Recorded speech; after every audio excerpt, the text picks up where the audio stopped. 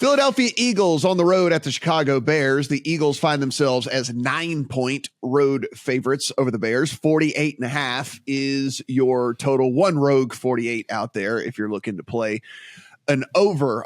Guys, Bears, I guess if you're looking for an upside here, would be coming off of a bye. So there is that.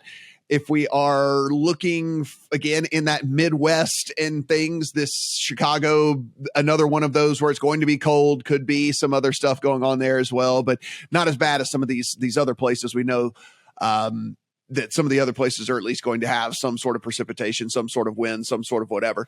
Adam, I'll start with you on this one. And we've been kind of pegging the Bears as like a dead over team. The offense has shown signs of life. The defense still one of the worst in the NFL. Eagles are an absolute truck. We're getting a total that's under 49. It's over the 47 number though. That is that we kind of, sometimes like to highlight when we're looking at totals. I don't know. The 9 seems too much to me, but there's no way I'm getting in front of this Eagles team. Just like no way in the world. They are bullies. They get ahead. They just continue to beat you down whenever they get ahead of you. So I don't want to be taking 9 points with the Bears at all here.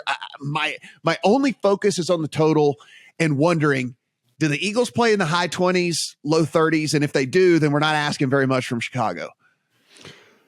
No, we're not asking very much from Chicago. And I think the Philadelphia situation is interesting, Matt, because early this year, I had a great handle on how I wanted to play Philadelphia. They were a second half under team, right? They would get ahead. They would bully their way ahead. And then they would basically just siesta for the rest of the game. They would just try to go to a very conservative offense. They didn't really run the score up.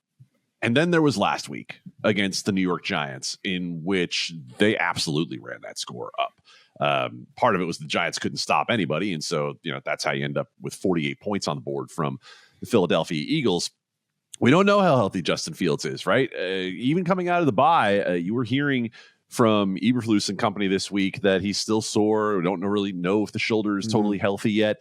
And I'm going to point you guys to something when it comes to the 9-point spread here that will keep me off this game, because my instinct is Philadelphia.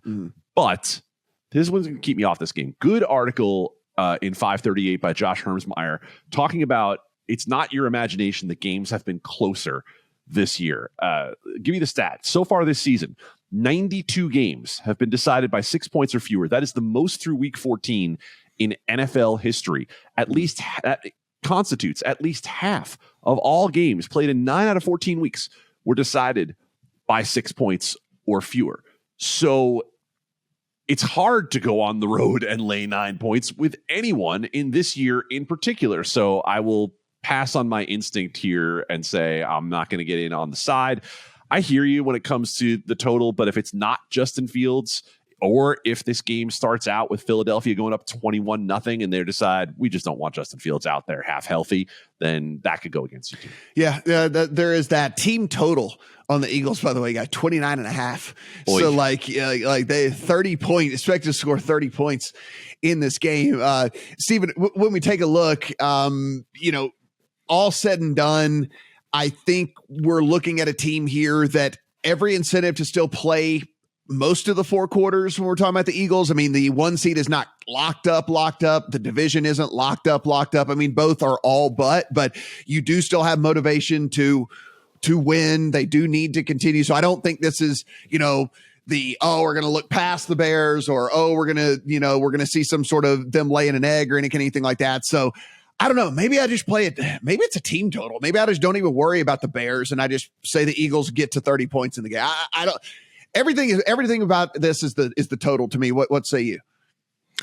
I want to monitor the wind in Chicago, because getting to a total that high is concerning to me if it's going to be really windy. It looks like, as of right now, let me put my meteorologist hat on here, 17 mile an hour sustained winds.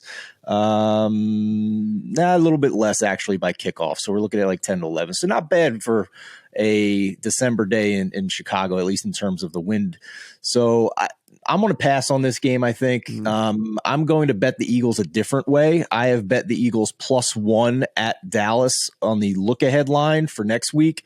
We'll get into more of an analysis on that for the Christmas Eve game. What the hell is that all about? But, The Eagles are a wagon, man. The only concern we had about them this year was a small stretch of them stopping the run, which they have completely fixed at this point with signings off the street and Jordan Davis coming back from IR. They are the most complete football team in the National Football League. You can shoot holes into specific units on any of the other elite teams. I can't do it with the Eagles. No.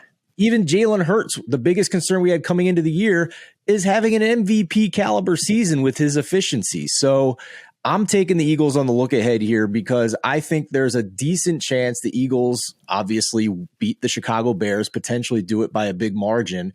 And I'm not ruling out the Cowboys losing to Jacksonville this week either. So I think I have a very good chance of getting the best of the number on the Eagles if I bet it right now before next week. Yeah, no, that's a good look as well. I couldn't believe that the Cowboys opened as a favorite in that one as well. That one would probably be going into the account for me too.